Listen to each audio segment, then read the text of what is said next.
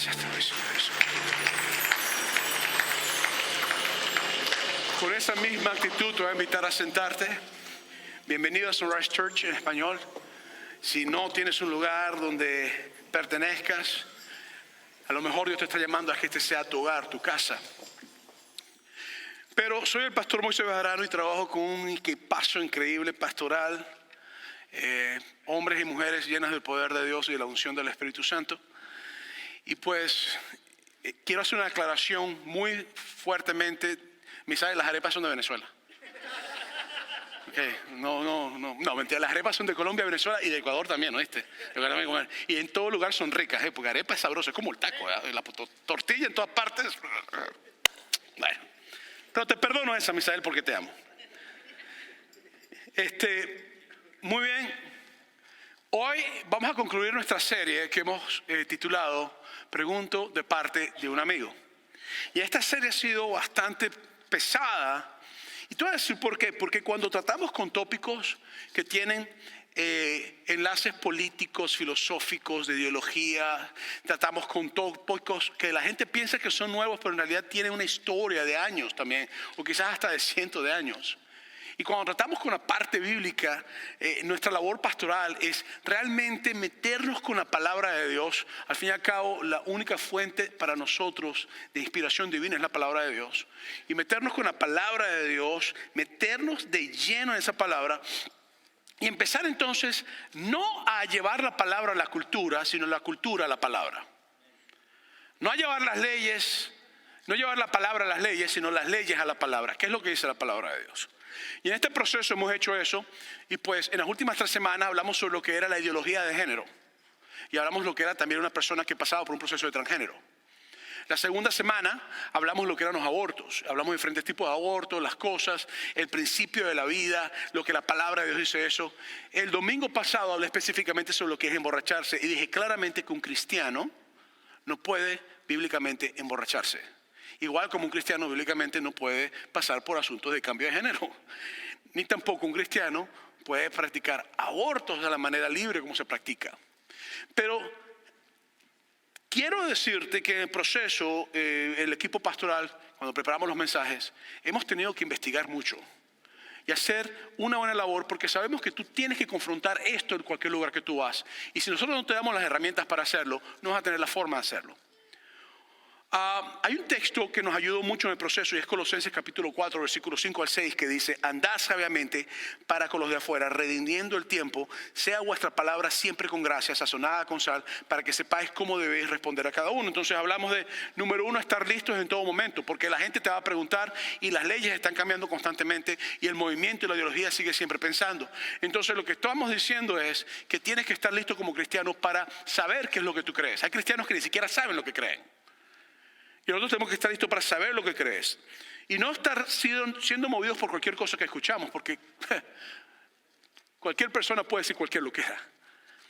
La segunda cosa que dice el texto es para razonar y tener razón, y que tratemos a las personas siempre con calidad, con amor, con cariño. El hecho de que alguien no esté de acuerdo con la palabra de Dios no me da a mí la libertad de maltratarlo, de gritarle, de insultarlo, de hacer eso. ¿Okay? De hecho, porque yo vivo o creo en la palabra de Dios, mi trabajo tiene que ser amar a aquellos que están en contra de lo que yo digo. La tercera cosa que veo en este texto es con palabras que sean edificantes. Te vas a pedir siempre que si lo que vas a decir no va a edificar, mejor no lo digas. Entonces, parte de este texto me dice a mí que yo tengo que hacerlo con palabras que edifiquen, no que destruyan. Y la cuarta cosa que veo es presentar lo que nos dice la Biblia. Esto está en este texto que estamos leyendo. Entonces, cuando tú tengas que tratar con tópicos difíciles, recuérdate que tú lo que vas a hablar es lo que Dios dice, no lo que tú dices solamente.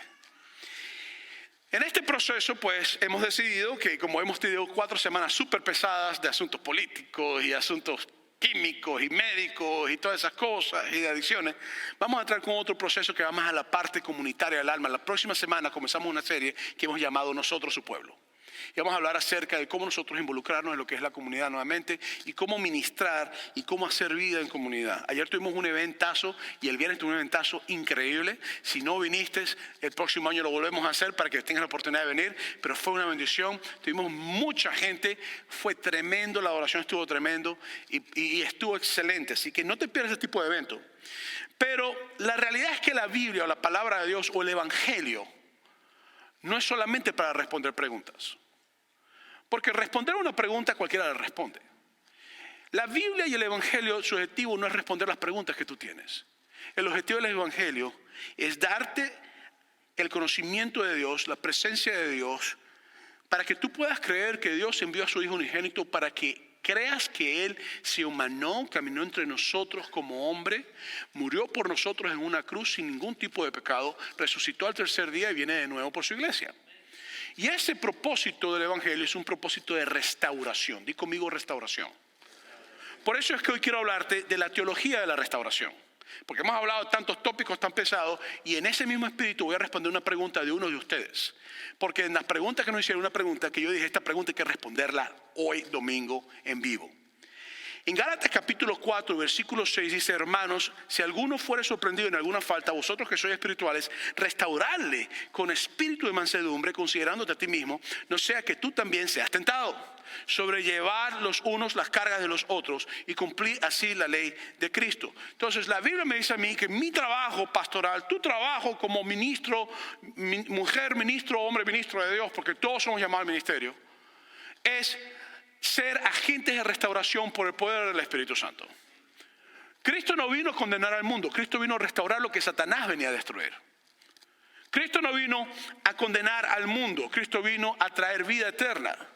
Y la iglesia es llamada a ser agentes de restauración, a caminar con la persona. Esto no implica que tú vas a aceptar las cosas malas que la persona haga, o que alguien va a aceptar las cosas malas que tú estés haciendo.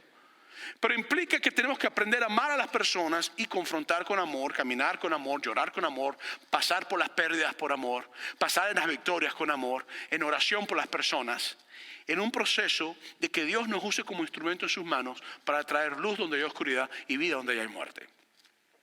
Entonces, Dios es un Dios restaurador. Que Él entra en las familias que Satanás ha buscado para matar, personas que hayan cometido abortos, personas que tengan problemas con alcoholismo, con drogas, personas con ideología de género, personas que pasen por procesos de transiciones, personas con ciertas costumbres o prácticas sexuales que no son bíblicas, o personas que son chismosas, porque siempre hablamos de estas cosas, pero los chismosos en la iglesia no existen. Y cuando tú lees la Biblia en Romanos, los chismosos están con los homosexuales en la Biblia, y nadie habla de eso. Entonces esto es importante que lo tengamos en mente. Por eso es que yo quiero decirte que Dios entra en medio de nuestras familias, en nuestra disfuncionalidad y empieza a hacer restauración. Entonces Él te da una esperanza de cambio. Dios trae esperanza de cambio en la vida que no tiene esperanza. En Efesios capítulo 2 versículos 1 al 6 dice: y Él les dio vida a vosotros cuando estabas muertos en vuestros delitos y pecados. Entonces la vida de Dios no viene cuando tú eres bueno, perfecto, sin cometer errores. La vida de Dios viene cuando tú eres una persona que está envuelta en pecado. Y te dice: en los cuales anduviste en otro tiempo, siguiendo la corriente de este mundo, y las ideologías son corrientes del mundo, conforme al príncipe de la potestad del aire, el espíritu que ahora opera en los hijos de desobediencia, entre los cuales también todos vosotros vivimos en otro tiempo, en los deseos de nuestra carne, haciendo la voluntad de la carne y de los pensamientos, y éramos por naturaleza hijos de ira, lo mismo que los demás, pero Dios, que es rico en misericordia.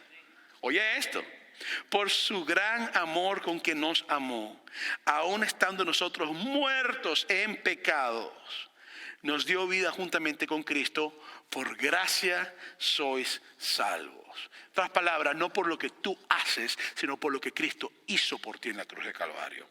Y juntamente con Él nos resucitó y asimismo nos hizo sentar en lugares celestes. Entonces, la actitud de restauración me lleva a mí a tratar problemas con una actitud de restauración. Y le voy a decir una cosa: nosotros somos una iglesia que estamos creciendo, gracias a Dios. Dios nos está bendiciendo en crecimiento numérico.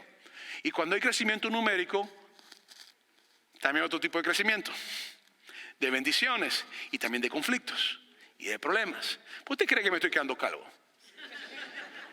Eso no es culpa de mi papá, que es calvo, eso es culpa de los problemas. El asunto es que en base a eso, una pregunta que se nos hizo esta semana, no sabemos quién hizo la pregunta, pero la hiciste incógnitamente y estamos muy agradecidos con esta pregunta. La voy a responder hoy. La voy a responder con mucho tacto. Es una pregunta que la discutimos en el grupo pastoral. Pastores que lloramos mucho tiempo hablando sobre esto. Y quiero decirles que no sabemos quién eres. Así que voy a hablar de chico, chica, papá, mamá, pero espero que estés aquí para que escuches la respuesta y si no que lo veas en línea. La pregunta fue, ¿qué pasa si tienes un hijo que se declara transgénero? Y uno de sus padres lo acepta y el otro no. Sin embargo, el único padre que acepta tiene miedo de que su hijo se lastime si no lo acepta. Por lo tanto, causa gran tensión, dificultad en toda la familia. Bueno, lo primero que quiero decirte es que yo creo que es muy difícil ser un padre o una madre o dos padres que creen en la palabra de Dios, que creen en la Biblia, que están claros en lo que la palabra de Dios dice y que un hijo o una hija quiera ir en contra de lo que la palabra de Dios dice es porque tú le has enseñado principios. Entonces, lo que te puedo decir es que es obvio que esto te va a causar gran estrés, gran ansiedad, y más cuando tu hijo está hablando o tu hija está hablando de suicidarse. Vamos a hacer algo, vamos a decir que el papá es el que está a favor por temor a que maten al muchacho y que la mamá está en contra, y vamos a decir que es un muchacho, no que una muchacha, pero no está hablando tanto de hijo e hija, ¿ok? ¿Estamos bien? Entonces, el asunto es que cuando esta pregunta la leí, yo pude comprender que esta pregunta en realidad no está enfocada a transgénero. Esta circunstancia o este sitio o esta forma que se presentó esto realmente no es algo que es limitado a transgénero, sino que esto se aplica en diferentes tipos de conceptos. Te doy un ejemplo. En ocasiones yo trato con madres que me dicen, pastor, mi hijo es drogadicto. Ok, muy bien, ¿dónde está? Está en mi casa. Ok, y está fumando marihuana en mi casa. Ok, ¿y por qué tú dices que fuma marihuana en mi casa? Bueno, pastor, porque yo prefiero que él fume marihuana en mi casa a que esté fumando marihuana en otro lugar y lo maten en la calle. Y mi esposo está en contra de eso. A veces escucho cosas como por lo menos mujeres decirme, mire pastor, yo voy a decir una cosa, mi esposo me está haciendo infiel, pero yo prefiero que vaya y tenga por ahí sus cositas por ahí con una mujer y que después se me meta aquí en la casa y que esté conmigo toda la noche aquí en la camita. A veces escucho papás que me dicen, mire pastor, le voy a decir algo, tengo a mi hija viviendo con el muchacho aquí en la casa, los metí porque estaban viviendo, estaba un problema, que es el asunto, no se quieren casar, no quieren matrimonio, de hecho están hablando quizás de separarse, se quieren matar el asunto, pero yo prefiero tenerla aquí en la casa que estén en la calle los dos tirados. Entonces, esa pregunta que esta hermana o hermano está haciendo, no está limitada solamente al asunto de transgénero.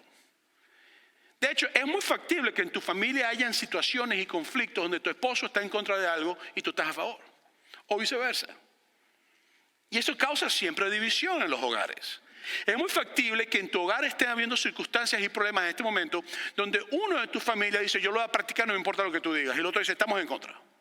Entonces, esto no es único a ser transgénero. Esto se aplica en vivir sin casarse, en homosexualidad, en drogas, en alcohol, en pornografía, en crimen, en adulterio, en chismes. Yo he tratado con esposos que me han dicho, esa mujer es una chismosa, pastor, eso no para de hablar. Y he tratado con mujeres que me han dicho, pastor, eso es un chismoso ese hombre, puro chisme. Y el hombre cree que está bien y la mujer cree que está mal. Entonces, esta situación, la diferencia aquí, y lo primero que tengo que decirte es que esta situación en realidad te causa una división dentro del hogar automáticamente. Y ponte a pensar, un papá en contra, una madre a favor, vamos a cambiarlo, una mamá dice que no rotundamente, el papá dice que sí porque tiene miedo que el hijo se mate. ¿Okay? Esto me deja a mí saber que en realidad el problema de este chico, esta chica, hágame con chico. En realidad, en mi opinión, el problema de tu hijo no es un problema de transgénero. Te voy a hablar de frente ya. En mi opinión, el hecho de que él hable de que se puede quitar la vida o el papá tenga miedo de que se pueda quitar la vida, ahí hay una situación que va más allá del transgénero. Pasa que eso es lo que tú ves. El transgénero lo que es en realidad es una ramificación de una raíz profunda, de un conflicto interno que tú no puedes ver. Y voy a tirar algo, no estoy diciendo que todas las personas que se van para esa dirección le ha pasado eso, pero quién sabe si a ese muchacho le pasó algo y tú no sabes nada. Vamos a empezar por ahí. A veces hay secretos en la familia que nadie conoce, o que alguien los conoce, pero todo el mundo lo sabe o nadie los habla. O usted no se acordaba de su abuelita, su tatarabuelita, que sabía lo que estaba pasando y decía, cállese, eso no se habla. Se lo olvidó, porque a mí no se me ha olvidado. A veces ni siquiera es que al muchacho le pasó nada, a lo mejor el muchacho estaba muy bien, tranquilo, pero a lo mejor como padre hubieron fallas donde tú no estabas presente y el muchacho creó con una situación donde sentía que tú no lo amabas. A veces hiciste todo tu trabajo, pero la ideología que está alrededor se le metió en la cabeza y el muchacho está confundido porque Satanás constantemente anda buscando como león a quien devorar. El asunto es que te puedo decir por los momentos ya que el problema que tu hijo, vamos a quedarnos con hijo, que tiene, en mi opinión es un problema que es más arraigado que el problema de transgénero. Y por eso la diferencia entre una persona que te dice yo prefiero que esté borracho en mi casa y el papá dice yo prefiero que sea transgénero que se mate. La diferencia está en que el proceso de restauración de una persona que es borracha, el proceso de una persona que lucha por pornografía, de una persona que es infiel, de una persona que es mujeriego o una persona que es promiscuo, una persona que... El proceso de restauración, la persona lo deja de hacer y las cosas se restauran. En el caso de un asunto de transgénero, es una operación que no tiene reversa. Entonces, complica el proceso de restauración. Eso no quiere decir que Dios no puede restaurar a una persona que haya pasado por eso. Dios tiene poder restaurar a cualquier persona, en cualquier condición que esté. Y el asunto es que el proceso va a ser más complejo, más largo, más complicado. ¿Están conmigo o ya parezco Cantinflas? Parezco Cantinflas, ¿verdad? Eso me lo dice mi esposa todos los días, pero no ha pasado nada. El concepto que yo quiero presentarte hoy, y creo que esto es muy importante, y esta pregunta también quiero hacértela es, ¿por qué tu esposo o tu esposa tiene miedo que se quite la vida? Ya el muchacho se ha tratado de quitar la vida varias veces ya. Ha escrito cosas. Porque le voy a decir una cosa, cuando yo trato con asuntos de personas que se han quitado la vida, yo sé que hay diferentes tipos de personas que han de quitarse la vida. Cuando a mí alguien me dice, me voy a quitar la vida, yo le hago una pregunta siempre. ¿Ya hiciste los planes? ¿Ya tienes la fecha seteada? Porque yo sé que si la persona me dice que está pensando en quitarse la vida, pero no tiene planes, es un pensamiento. Pero si me dice, sí, me lo voy a quitar mañana a las 5 de la tarde, ya tengo la forma en que lo voy a hacer. Entonces yo tengo que intervenir inmediatamente porque ya esto no es decir, ¿cuántos de ustedes quieren ir para Cancún? A ver, levanten la mano que quieren ir para Cancún, gloria a Dios. Me llevan a mí, yo llevo las maletas gratis, no les cobro. ¿Ya compraste el pasaje? ¿Lo vas a comprar mañana? Pues tú no te puedes ir para Cancún hasta que no compres el pasaje. Igualito es con la gente que habla de quitarse la vida. Hasta que esas personas no hablen de hacer planes y esas cosas, no se quitan la vida. Lo piensan. Entonces, mi pregunta para ti es como madre o como padre. Ya tu hijo ha tenido planes, ha ido al hospital, ha tratado, tú lo has encontrado, ha escrito cosas, ha escrito cartas de despedida, porque ahí yo puedo saber más o menos el proceso que el muchacho está o la muchacha está. Pero el asunto es que lo otro es que ahora les voy a dar la respuesta pastoral de mi opinión. Si es una pareja y tu esposo es cristiano y tú eres cristiana, mi consejo pastoral es que no sigan divididos. Un hogar dividido nunca prevalece, tarde o temprano va a fracasar. Quiero que sepas algo, si tú eres un hombre cristiano, tú eres una mujer cristiana, tu decisión como pareja tiene que ser bíblica, no basada en miedo. Porque el miedo que la persona está aceptando esto es porque tiene miedo que se mate el hijo. Tu decisión como hombre o mujer de Dios tiene que ser bíblica, no basada en miedo. Entonces, lo que tienen que hacer es fijar una posición, en mi opinión pastoral, bíblica. Esto no es bíblico lo que tú quieres decir, no va con lo que Dios dice, no lo aceptamos. Eso es lo que yo estoy diciendo, pero tú tomas tu decisión, no soy yo, ¿ok? El asunto es que en medio de todo esto, una vez que tú fijes posición bíblica, te tengo malas noticias. Si tu hijo dice que se va a cambiar del sexo, aunque tú digas que no, lo puede hacer legalmente. Esa es la parte legal. Mi hija estos días cumplió 13 años y yo perdí acceso a todos los registros de medicina de ella. Me los quitaron. Aunque yo soy que pago, mi esposo y yo pagamos el registro, pues ya no sé. Si ella me dice, papá, voy a cambiar, va al médico y yo sin saber nada le empiezan hormonas legalmente.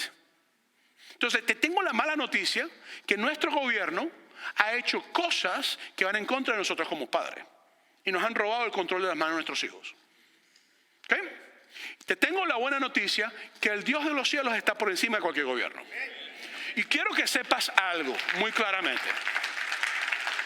Fija posición con tus hijos. Mi posición pastoral es, esto es antibíblico, está mal, hay consecuencias de lo que vas a hacer, esto no es reversible, esto no es fumar marihuana, lo cual también tiene consecuencias, esto no es emborracharse, lo cual tiene consecuencias. Una vez que tú entres por ese sitio, ahí te quedaste y después entramos a otro proceso de restauración porque no puedes regresar a lo que tú eras, porque estás alterando tu naturaleza humana.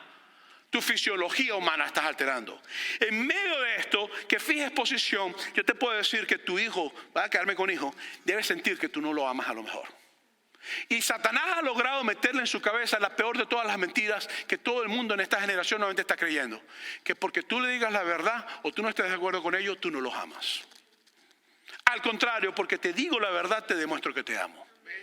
Porque te digo lo que tú no quieres escuchar, te demuestro que te amo. El día que yo como pastor te deje decir a ti lo que yo tengo que decirte, preocúpate y vete a esta iglesia porque ya no estamos en una iglesia para ti. Porque cuando tú amas a una persona con amor, con cariño y a veces con firmeza, tú dices, estás mal, no es correcto lo que estás haciendo, no lo acepto. Entonces te voy a invitar a que en el proceso tú comprendas que a tu hijo tiene que saber otra realidad. Cuando Esther estaba creciendo, y Débora también, una de las conversaciones que yo tenía con ellas en las mañanas, todos los días, y la tuve un día fue, porque Esther me preguntó, papá, ¿y si yo llego a ser lesbiana? ¿Tú me amarías?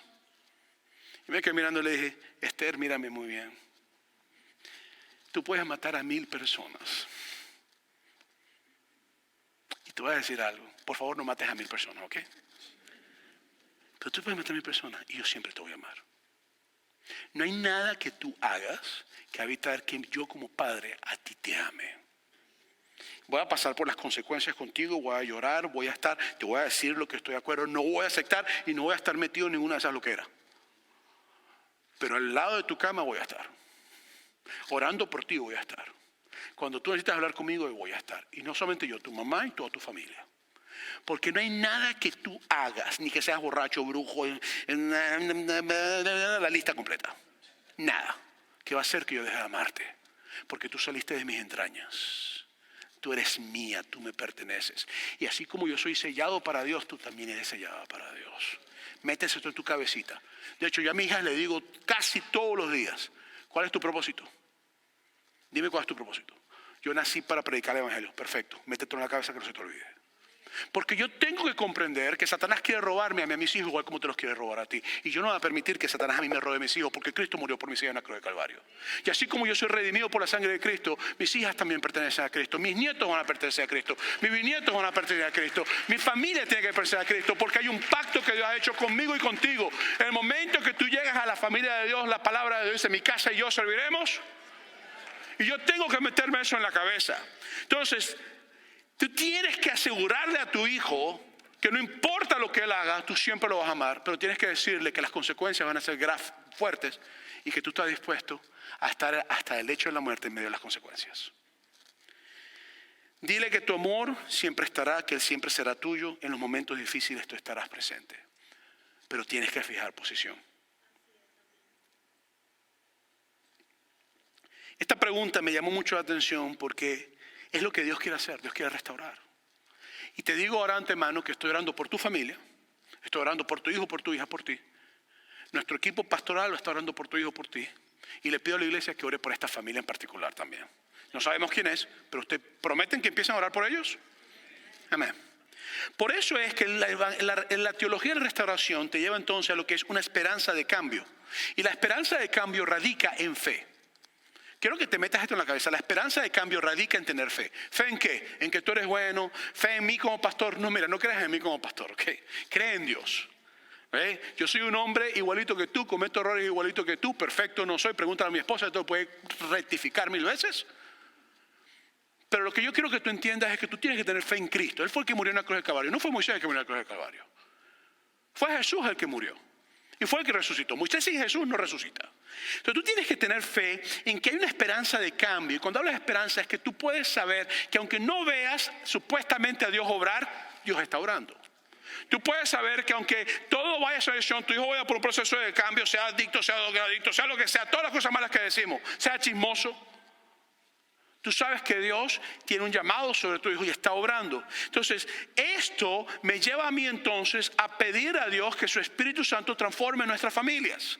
Por eso es que yo quiero invitarte que tú ores por tus hijos, impongas la palabra de Dios en sus corazones y le digas, hey, esto es lo que Dios dice para ti. En Ezequiel capítulo 36, versículo 26 dice, y os daré un corazón nuevo y pondré espíritu nuevo dentro de vosotros y quitaré de vuestra carne el corazón de piedra y os daré un corazón de carne. Dios te dice que Él va a restaurar restaurar lo que Satanás quiere destruir y que pone un corazón de carne donde Satanás pone un corazón de piedra. Por eso te digo hoy, no dejes de creer que Dios está obrando en ti. No dejes de creer que Dios está obrando en tu familia. No dejes de creer, aunque no lo puedas ver, de que Dios está haciendo algo a través y que al fin y al cabo la mano de Dios va a tocar sobre la vida de tu hijo y la vida de nosotros. No dejes de creer que el Dios de lo imposible hace lo imposible posible. Y no dejes de creer que Cristo en la cruz de Calvario conocía tu nombre. No dejes de creer que el Espíritu Santo se mueve en tu vida, actúa en tu vida, te transformó y que así como te transformó a ti, Él puede transformar a cualquier persona que está alrededor tuyo. No dejes de creer la verdad que Dios te dice. La realidad es que toda persona lucha, todos luchamos, todos, aquí todo el mundo lucha con algo. Si no tienes adicciones, a lo mejor tienes un temperamento que ni te lo aguanta tu sombra. Cuando te molesta, la sombra sale corriendo. A lo mejor tienes una situación donde eres la persona más floja. ¿Cómo es que dicen, huevón? Dicen aquí, la persona más floja que existe. No quiere hacer nada. La persona más floja que existe. No quieres hacer nada. Estás todo el tiempo sentado. Mira, se cayó eso. Ay, ¿verdad? Sí. Mi vida está lloviendo, hay un hueco en el techo. Ay, sí, búscate el tubito. Pero no vas a recordar. Chica, pero ¿tú crees que yo soy techero? Yo no sé poner techo. Tú no te quieres montar en mi vida. O sea, todos luchamos con algo. Por eso es que el apóstol Pablo en Romanos capítulo 7, versículo 19 al 20 dice: porque no hago el bien que quiero, sino el mal que no quiero, eso hago. Y si hago lo que no quiero, ya no lo hago yo, sino el pecado que mora en mí. En versículo 24-25 dice: miserable de mí, ¿quién me librará de este cuerpo de muerte? Gracias doy a Dios por Jesucristo nuestro Señor. Así que yo mismo con la mente sirvo a la ley de Dios, más con la carne la ley del pecado. El mismo apóstol Pablo decía: yo lucho también. Todo ser humano redimido por Cristo tiene una lucha en su vida. Y si tú me dices que no, no te creo. Ahí está tu lucha, eres mentiroso. El asunto es no que si yo tengo lucha o no tengo lucha. El asunto es que la teología de restauración de Dios es más poderosa que mi lucha. El asunto es que yo lucho con una tentación. Dios ya venció mi tentación. El asunto es que yo lucho cuando tú estás trabajando en un asunto de restauración, si la persona es transvesti, homosexual, lesbiana, borracho, chismoso, peleonero, agresivo, infiel, adúltero, tu trabajo es ver la obra que Dios va a hacer en esa persona. Tu trabajo no es molestarte, tu trabajo es orar y clamar para que Dios haga la obra y decir la verdad, pero bien dicha, no de la forma equivocada. Por eso es que en Efesios capítulo 4, versículo 22-24 te dice: en el cual la pasada manera de vivir, despojados del viejo hombre, porque todo el mundo tiene un viejo hombre, una forma vieja de vivir, que estando viciados conforme a los deseos engañosos y renovados en el espíritu de vuestra mente y vestidos de vuestro nuevo hombre, creado según Dios en la justicia y la santidad. Entonces Dios te dice que yo tengo que pasar por un proceso de renovación. ¿Qué es renovar? Agarrar. ¿Qué es restaurar? Agarrar algo que ha sido dañado, algo que se ha echado a perder, algo que ha perdido su estado natural y hacerlo o en su estado natural o mejor que su estado natural. Eso es que es renovar, restaurar. Y Dios te agarra a ti después que Satanás te ha destruido el hogar, te ha destruido la familia, te ha destruido con adicciones, te ha destruido con mentiras, te ha destruido con chismes, con ideología, te ha hecho un cambio de sexo, que estás viviendo con muchos hombres, con muchas mujeres, con hombres y con mujeres, que estás haciendo cosas, Dios te agarra y todo lo que Satanás ha destruido, Dios empieza a decir: basura, basura, basura, basura, llénate de mi Espíritu Santo. Basura, basura, basura, basura, llénate de mi Espíritu Santo. Y la obra que Satanás comenzó deja perder su efecto, porque la obra de Cristo en la cruz del Calvario empieza a tener efecto en el corazón tuyo, empieza a hacer algo distinto, empieza a renovarte, empieza a cambiarte. Y en medio de todas estas cosas, yo tengo que comprender que parte de la lucha tiene que ver con renovación de la mente. Mira, las peores batallas comienzan aquí. Las infidelidades comienzan aquí. Las mentiras comienzan aquí. Las ideologías de género comienzan aquí. Las peleas comienzan aquí. Los celos comienzan aquí. Ya me duele la cabeza tanto golpearme. Me voy para este lado. ¿Entiendes? Todo comienza aquí. Aquí. Pero tú sabes que también entra por aquí la palabra de Dios.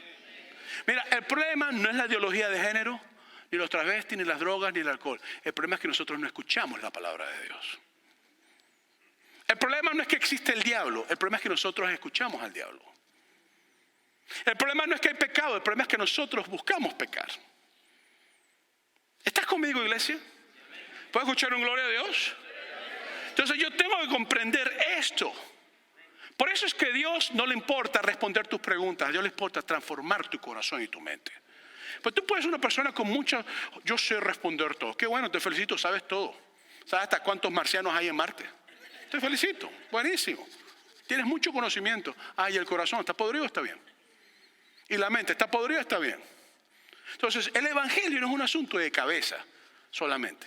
El evangelio es un asunto de corazón, de transformación, de reanudar lo que Satanás ha destruido. Por eso es que parte de la lucha es caer y tropezar y que Cristo nos levante. Parte de la lucha es sentirte impotente, pero dejarnos en las manos del Padre y saber que el Dios Todopoderoso hace lo imposible posible en nosotros. Parte de la lucha es querer abandonarlo todo porque ya no aguantas todo, pero buscar las fuerzas del Padre, y de repente lo que no puedes hacer, tu Padre te da las fuerzas para hacerlo. Parte de la lucha es pasar por el proceso de Dios, aunque no quieras pasar por el proceso. ¿Por qué? Te voy a decir por qué. Porque no existen historias sin vivencias en Cristo. No existe victoria sin batallas. Toda victoria requiere batallas. No existe victoria sin doblar rodillas, sin derramar lágrimas. El cristiano pelea de rodillas. El cristiano pelea en la presencia de Dios, no con puños, no con gritos, no con insultos. No hay victoria sin el sacrificio de Jesús. Ya Jesucristo me dio la victoria. Y no hay restauración sin Cristo. Métete eso en la cabeza. Por eso es que la iglesia es llevado a ser una comunidad sanadora. Di conmigo, yo soy comunidad sanadora. Y el ejemplo vemos de Jesucristo, por lo menos, mira, Jesucristo está a punto de escoger a sus discípulos y está a punto de caminar. ¿Qué es lo que hace? En Mateo capítulo 4, versículos 18, Jesucristo escoge a Pedro. ¿Quién era Pedro? Un tipo peleonero, peligroso, problemático. Y Jesucristo lo escoge, lo restaura, lo pone en una posición donde cambia su corazón y restaura. En Mateo capítulo 9, versículo 9, Jesucristo te escoge a Mateo. ¿Quién era Mateo? Un publicano, un recolectador de impuestos que todo el mundo odiaba porque el tipo robaba la plata. ¿Qué hace Jesucristo? Hace que se roba plata y ahora lo hace en un enviado a predicar la palabra. En Lucas capítulo 19, versículo 1, Dios restaura a Zaqueo, el jefe de todos los que cobraban impuestos y robaba a todo el mundo. Y el tipo empieza a regalar plata como loco, a arrepentirse, y Cristo lo restaura. Pero entonces cuando tú vas a Juan capítulo 8, versículo 1, a la mujer adulta, la mujer que estaba haciendo lo que tenía que hacer, todo el mundo decía, apedréenla, tiren las piedras. Y Jesucristo dice que tire la primera piedra el que esté libre de pecado. Todo el mundo se fue. Y Cristo dice, vete y no pegues más, está restaurada. Sígueme. Pero después en Hechos capítulo 9, había un asesino que estaba buscando matar a todos los cristianos. Y Cristo tuvo un encuentro con él. Y cuando Cristo tiene el encuentro con él, ¿qué es lo que hace Cristo? Lo restaura, y el asesino se convierte ahora que predicaba el evangelio. Y murió por lo que él mataba antes, por Cristo Jesús. Hay un proceso de restauración, y Cristo llama a Judas al que lo vendió, porque también intentó restaurarlo, pero Judas no quiso ser restaurado.